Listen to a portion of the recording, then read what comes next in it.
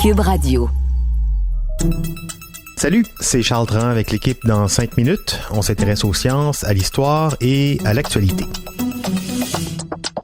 Aujourd'hui, on parle de fossiles, des vieux fossiles, ceux des dinosaures, poissons et autres animaux qui vivaient il y a des milliers ou des millions d'années sur Terre. Il y a toujours quelque chose de vertigineux à se dire qu'on a retrouvé l'os d'un tyrannosaure qui vivait il y a 66 millions d'années ou qu'on a découvert les restes d'humains Homo sapiens qui vivaient au Maroc il y a 300 000 ans. C'est justement tout l'art et le savoir-faire des paléontologues de déterminer l'âge des fossiles qu'ils trouvent dans le sol.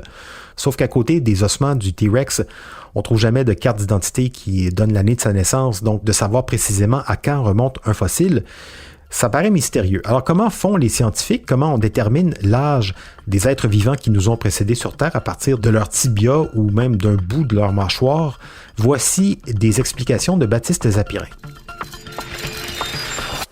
Un corps mort ne se transforme pas automatiquement en fossile.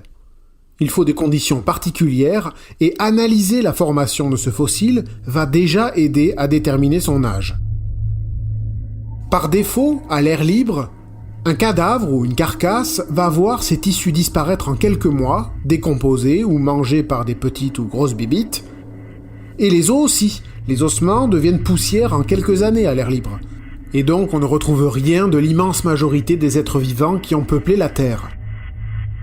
Alors il y a des exceptions, on peut avoir des organismes conservés quasiment entiers pendant des milliers d'années, lorsque leur corps a été emprisonné dans la glace, le goudron ou l'ambre.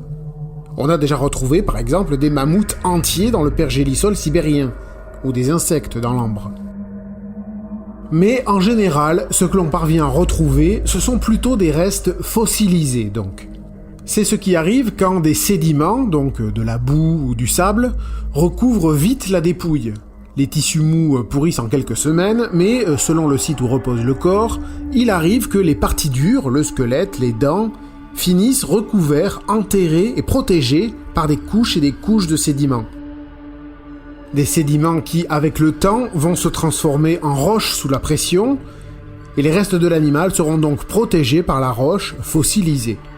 Et au final, plus le fossile sera enfoui en profondeur, plus il sera recouvert de couches et de couches de sédiments, plus cela voudra dire qu'il sera ancien, comme la roche.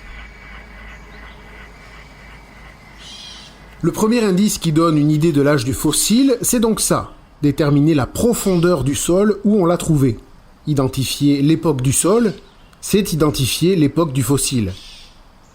On sait que le sol est composé, comme un millefeuille, de nombreuses strates, les plus récentes en haut et les plus anciennes, bien enfouies, en bas.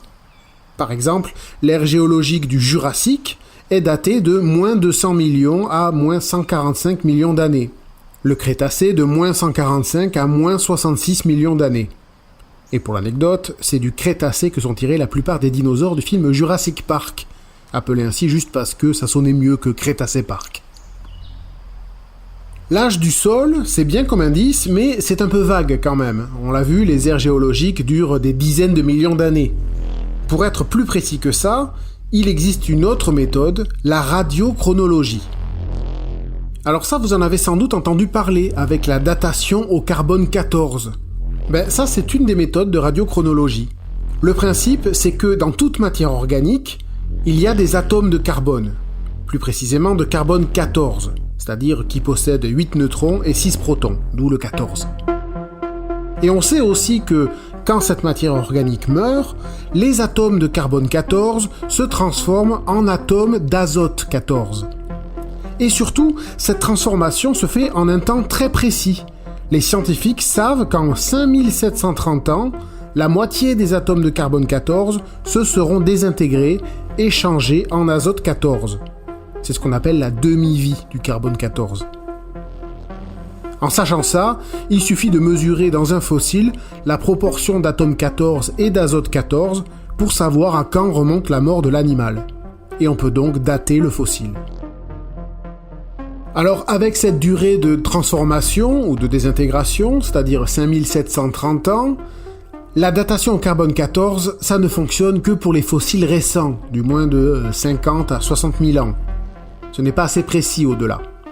Ça a fonctionné pour trouver l'âge des mammouths par exemple, mais pas pour les animaux vieux de plusieurs millions d'années.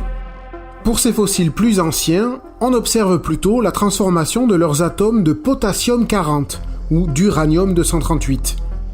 Leur demi-vie à ces atomes-là se chiffre carrément en milliards d'années, ce qui permet donc de déterminer l'âge d'un os ou d'une dent très ancienne. Et avouez que quand on vous parlait d'atomes de carbone ou d'uranium dans votre cours de physique, alors oui je sais, ça aussi ça a l'air de remonter à des millions d'années, vous n'aviez pas pensé qu'il y aurait un lien avec l'âge des tyrannosaures. Oui, et en passant, on parlait des paléontologues parce que ce sont eux qui travaillent sur les fossiles, humains ou pas, mais on aurait pu parler aussi des archéologues qui, eux aussi, cherchent à dater ce qu'ils trouvent enfoui dans le sol, sauf que eux, ils travaillent sur des objets liés à la vie humaine, comme des pièces de monnaie, des fondations de bâtiments, des statues, des bouts de tessons, ce genre de choses. Ils n'étudient donc pas les mêmes matières ni les mêmes substances, mais ils utilisent souvent les mêmes techniques. La datation au carbone 14, par exemple, reste une méthode utilisée aussi bien pour estimer l'âge d'un ossement que d'une peinture du Moyen Âge. Merci, Baptiste Zapirin, c'était en 5 minutes.